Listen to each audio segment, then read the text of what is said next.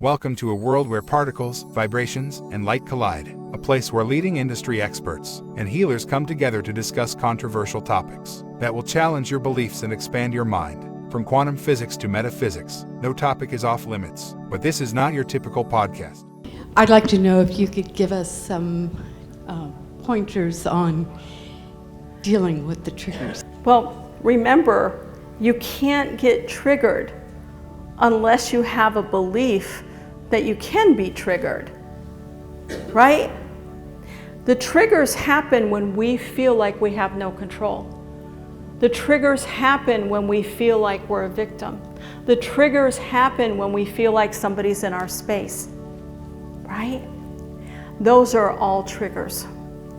And so if you understand, if you're able to stay in the space of, it's an interesting thought you've got.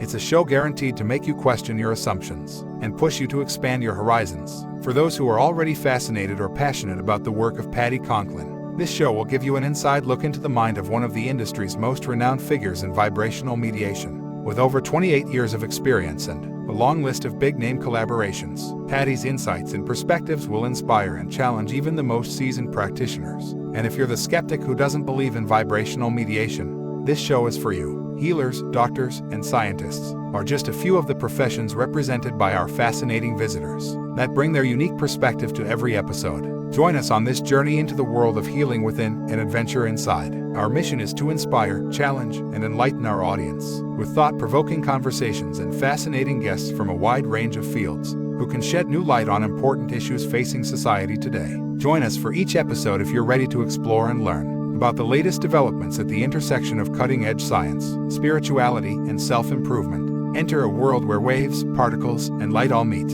Enter the world of healing within and adventure inside. My guest, who's just looking bright and beautiful this morning. And so I know you're going to enjoy what she has to say. So let's discover her together. And my guest today is Terri Ann Russell. And Terri Ann, I'm just so happy to have you on. Thank you for taking the time to be here. Thank you so much. It truly is an honor. Anytime I get to share about my son in spirit, it really makes my day. It sets the tone for me. Beautiful. So talk to me. Who are you, Terri Ann? So Terri Ann, oh, that's a loaded question. It is. So Terri Ann, the person, has been a mom for 30 years. My oldest son is 31 and my youngest child is 12. So I've been a mother a long time. I've always wanted to be a mother. I had 3 boys back to back. That was Eric, Anthony, and then Tyler. Anthony is my son in spirit. And then 19 years later, I had a daughter. Wow. Yeah. Wow. Yeah. So that sort of changed the trajectory of my life. I had been a mom for so long, and my daughter was born sick with a similar condition that Anthony passed with.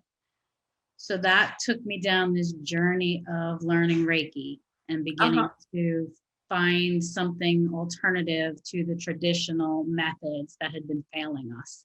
She was sick for, she was born with a blocked intestine, and she had 4 intestinal surgeries, and then she bled internally for 3 years. And so after 40 blood transfusions, and I still was no closer to helping her, having an answer, I turned to Reiki to help her. Yeah. Yeah. So talk to me a little bit about Anthony and so what Anthony. So on that path of Reiki, I became my mediumship abilities opened. My life changed.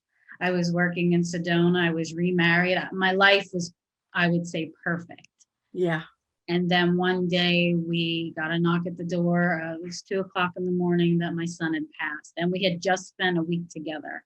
He was perfectly healthy. He never said anything was bothering him.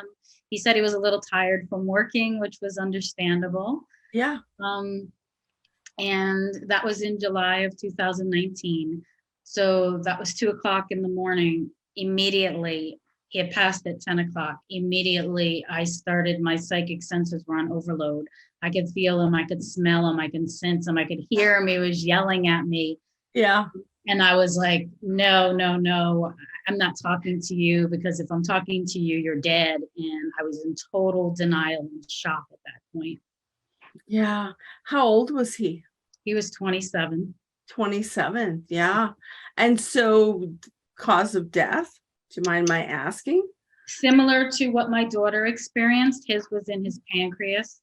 And his pancreas became necrotic and wrapped around his spleen, and he bled to death. He Good. went to the ER and they sent him home with a stomach bug diagnosis. So he started getting sick on Sunday. On Tuesday, he went to the ER. They sent him home. About 5 hours later, his roommate called 911. He was dying. The paramedics arrived and they couldn't save him at that point. I have to tell you, it's like it was yesterday. It was just 3 years, and that moment in time stopped my life. Yeah, I never would have expected it. I mean, he was 6 foot, 200 pounds, healthy, strong, vibrant. Yeah. So it was total disbelief. Yeah. So how did you help yourself move through the grief and all the things we need to do, no matter how talented we are energetically or open and aware and spiritual and so forth, we're still moms in the core. How did you help yourself move through? Yeah, people say that to me all the time. You're so lucky. I wasn't lucky. I struggled before I started writing the book. So the first 3 months, I was dark. I was suicidal. I could begin to hear suicidal thoughts. I knew the difference, that it wasn't really me speaking. I knew it was the level of my grief. I talk about it in the book, the map of consciousness, and the levels of grief, pain, anger, sorrow. Those are all low level frequencies. And as we get higher, joy, acceptance, love, our frequency raises. So I was in really that dark place at that time.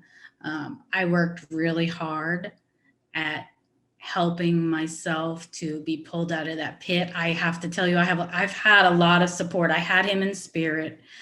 I'm very fortunate for that. And then I was working in Sedona with Sedona Soul Sisters at the time. And they were I call them my angels on earth. Yeah. They really helped put me in the light when I could not put myself in the light, because honestly, I believe I would have left. There was no doubt in my mind that I was not staying. Yeah.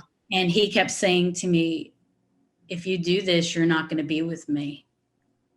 Oh, wow. He knew that if I took my life, I wouldn't be with him. Yeah. And that for me was, and I had a young child. She was 9 at the time. Yeah. I was going to say she had to be pretty young. How'd the siblings handle it? How are you able to be mom and help them through their grief and sorrow? You know, people think that death is the worst part. I'd say living every day afterwards is the hardest part. Yeah. And being a mother watching your children then suffer. I'm going to cry. Goodness. Watching your children suffer, you know, knowing they're also different, and grief is so different for everybody. Yes. They struggled, all of them. So my oldest was 30. He struggled. He threw himself into work. My youngest started drinking a lot. My youngest son, he started drinking a lot. Yeah. My daughter has a connection, and I also have a stepdaughter. So those two are both very open. And I believe it's because they're younger too. Yeah. So they could, like, you know, when Anthony would be in the house and he would move things or do things, they would say, "Are you sure that's Anthony?" You know, and I was like, "Yes, it's Anthony," you know. So they had an attraction, and like my daughter would look up to the sky, and so we remembered him. You know, I made it okay for them to understand that, yes, he is still here.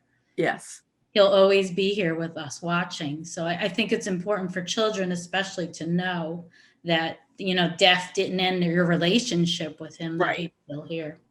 Changes it. Yeah. So what did you do before Reiki came into your life and you became a mom? What was early life? Where were you born? So I was born in New York, Italian Catholic family. I was raised in New York and New Jersey. And so I lived a what I call a very 3D life. Uh-huh. It looked very, perfect on the outside, but it was far from perfect. I've been open about the trials and the tribulations that I've gone through in my life, because I think it's important to share that authenticity with others in the work that I do. Yes. I share with my clients all the time, like, I'm not asking you to do anything that I haven't done. I've been there, I've been at the darkest, and I was able to pull myself out. So very, very 3D life. Like, I look at it now and think, oh my gosh, it was a totally different life. Yeah. Yeah. So in going through these different, really harsh situations, when did you start writing? What was your first book? Yeah, he was very adamant with me about writing this book. And what I tell people is, I didn't want to write it. I didn't want any part of it. I was in that deep space of grief. So about 4 months, he would come in, he would bang the bed. He'd say, get up and write this book. It needs to be written. And so what I found through the process of writing the book, because it shares some of his writings from when he was 15, and he was very psychic as well, which I found out later on. Yeah. Through that process, it was very cathartic for me. It was very healing for me to share my son and to share his insights from where he is now. Yeah. To see there's so much more that we don't see in this physical world. We don't understand. We don't know. We don't have any tangible. So I tried to share some tangible things that he did with people in the book, so they would understand they can connect with you. They can do things. They can make things happen. And they each have their own gifts in spirit. Yeah. I learned afterwards too. Yeah. So what's the name of the book? So it's From Death to Life. Uh-huh. Yeah. The incredible true story of Anthony Joseph. And this is Anthony. Oh, yeah. Sweet. Wow. He's a very old soul from a Yeah. childhood. He was very articulate as a child, very smart. So he went to college for communications and journalism. Wow. And through that, he had always wanted to help people.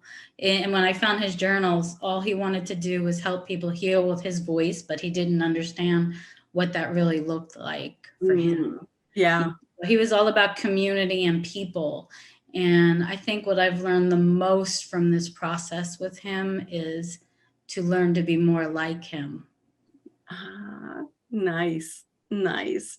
So where has life taken you in the last 3 years then? And where are you? He passed away in 2019. So where has life taken you? What are you doing these days?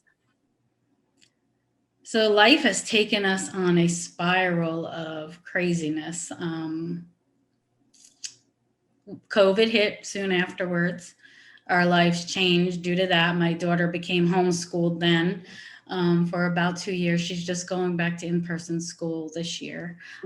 We went on the road. Anthony guided me to go on the road and heal and do grid work in the earth, So prior to Anthony's death, I started receiving zip codes, but I didn't understand what they meant. I would just get these codes and I would write them down. Wow. That was about the time I moved to Sedona. So a lot was opening up for me in 2018, 2019. That was the preparation, I believe. Yeah. And then in 2020, he said to tell my husband to sell the business and we were going to go buy an RV and go on the road. And I thought he was crazy. I was like, my husband, Tim, he's never going to do that. There's no way. Right. You're crazy. And I asked my husband one night and he said, okay, let's do it. Wow. So we went on the road. We spent about a year living in an RV and I traveled. So I had these zip codes and I would receive new zip codes and I would go to places and I would work on the energy of the grid of the earth. And every time, so I'd have crystals, I'd have a whole routine that I would do. the night before we would leave, torrential downpour wherever we were. So that, I believe, was clearing out Right. energy Right. that I was lifting up. So I would anchor in light to that grid and help reactivate it. Yeah. And then we'd move on. And so it's funny because my husband is very analytical also. He was like, okay, so we're going to go to Virginia for 3 weeks. Okay, we'll be there 3 weeks. We get there and I'm like, oh no, we got to go. Like, we got to go. Either I was feeling or Anthony was like, okay, you're done. You need to move on. Yeah. So that was really difficult for him. So, and then we came back. Anthony directed us back here. Our life shifted again.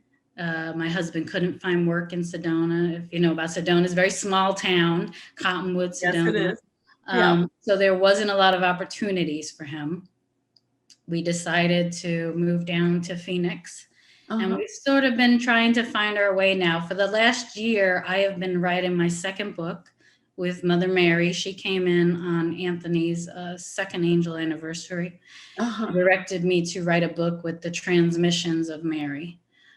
So there's 12 transmissions. And so the last year I've been spending strictly on myself.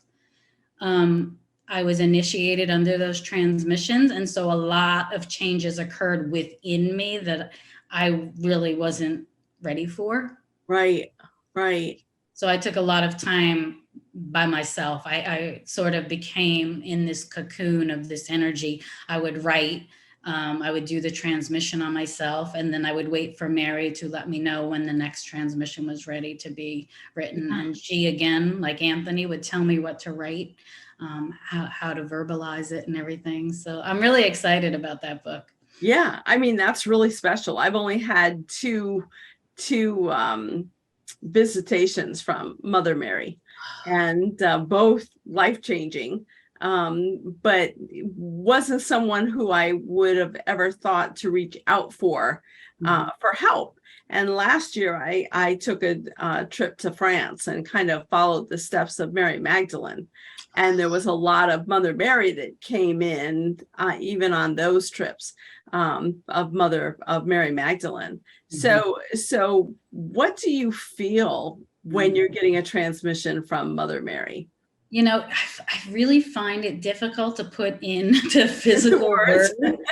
It's like people have asked me that so much, and I'm like, I try to really sit here and think about it because it's a feeling. It's like, I've never felt held in such a capacity of love in this lifetime that I felt when I was working with Mary. There's just a tenderness. And so my guides all speak to me different ways. Like, I'm sure you're aware, like Anthony will say, Ma, that's what he calls me.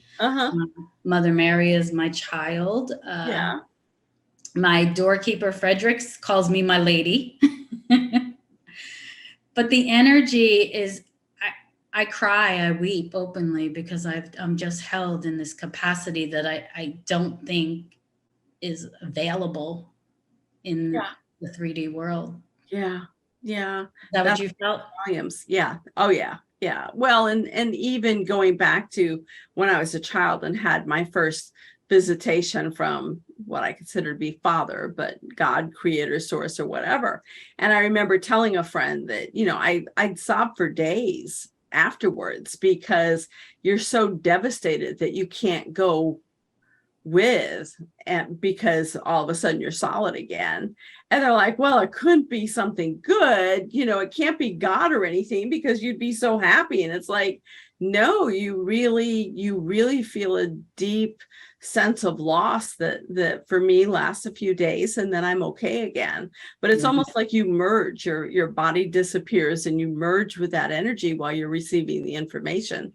And at least that's what it feels like for me, and just deep sadness that I have to stay at this stage and not go. So, it's I'm sure it's different for a lot of people, but it sounds like we experience it in similar ways. Yeah, I think that was one of my hardest, staying in the physical world while having a child in spirit, and then feeling those feelings of that love. Like, how do you get it to merge? Like, I think for the past year, that's what I've truly been working on, releasing everything that's held me back. and sort of merging that higher self with my physical self and becoming one with my true essence. Like I think that, through the work that we do, or any healing work that you do, I mean, I love healing work, is my first love, but the processing and the integration that you go through from it, I felt there were times that I felt like this pain and suffering. Like I just had one experience recently where I was walking through a dark corridor and these words were falling off of me, of lack, doubt, fear, but it was painful to let them go. It was like they were being pulled off of me, and I almost had like a panic attack in this experience. And I truly believe it was my rising. I was coming out of that experience that I've lived for so long, and now coming into this new person, if you will, who lives from this different experiential experience. Yeah. Has your husband and children changed as well over the last 3 years? Oh, yeah. So my husband was not as spiritually open when I met him. We're together about 8 years now. And after Anthony passed, he's had his own experiences with him. So it really brought him to a place of belief that, even though we've had some turmoil in this past year, that we've gone through this new transition that we're going into, to know that we are guided and protected always. I tell him all the time, Anthony will not let anything happen to us. He will make sure that we are protected. I truly believe that, because I think when there's something bigger than you. Right. You don't get caught up in those human emotions of doubt and fear and why is this happening to me?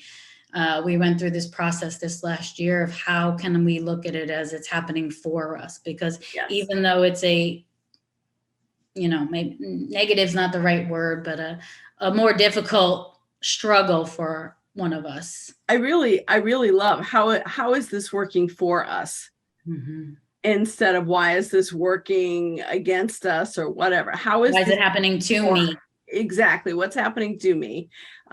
Because I really believe good always comes out of bad, and happiness always comes out of sadness. And so, how do you shift what you're thinking about that? Yeah, it's a process. Yeah. So have you come up with a name for the second book yet, or is that still in progress? Yes, I have it. Let me see. It's in my computer. I can add it, send it to you after, but it was originally called the Crystalline Light series. And what they told me is there's 3 books, to write 1 a year. And it's, the first one is the activations.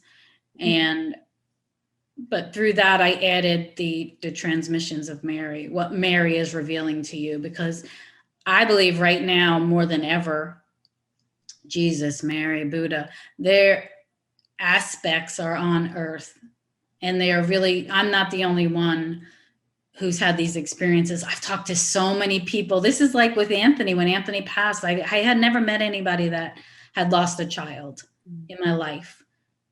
Anthony passes, I meet all of these people that have lost children, and I find out how really there's a lot. Yeah.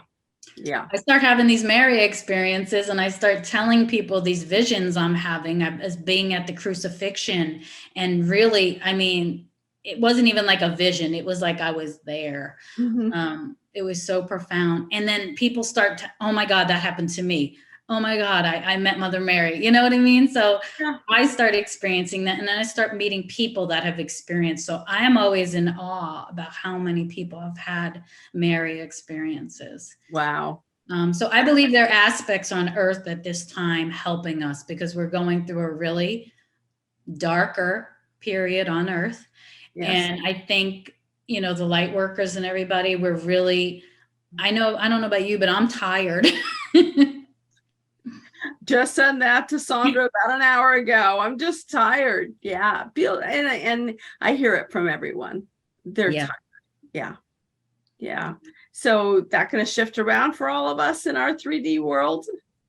I think eventually it will. I think they are here really supporting us. I believe we have the the galactic realm. I've recently opened up to that too. I mean, my life has changed and shifted so drastically, and the experiences that I have had shifted so drastically. You know, my gifts became more on board.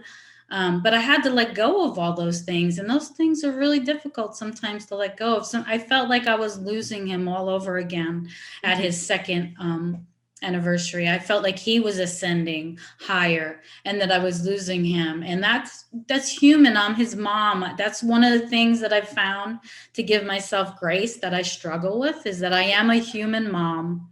Yep. Living this spiritual experience of having a son in spirit now, and how to navigate that journey, and what that looks like for me. And I've learned that it's okay if other people don't understand it. Right. Doesn't matter. It's how you're experiencing it, and you know that there are others who will need that guidance. I've just had too many friends who have lost children over the last few years who going to encourage a lot to watch this episode and really know, A, they're not alone, and B, they can still talk and have that connection, because that's really, really important. Through the energy work, what I found worked beneficial for me was a lot of energy work, a lot of healing, because grief is so heavy and it sits in your lungs. I was the sickest that I had ever been when I was going through deep grief. Yes. Yeah. That's actually been coming up quite a bit from clients asking if grief is sitting in the lungs. So it's interesting that you say that. I really deeply appreciate you getting up and being with us today and sharing your wisdom and your information, and just the grief that you obviously went through, and how you're really, I assume grief will always stay, but changes and becomes a little less as you continue to ascend and grow into higher awareness of what's really taking place. So I think you're awesome. I really appreciate you being here with us. I appreciate you for having me and helping me get Anthony's word out. Love to. Thank you. Thank you.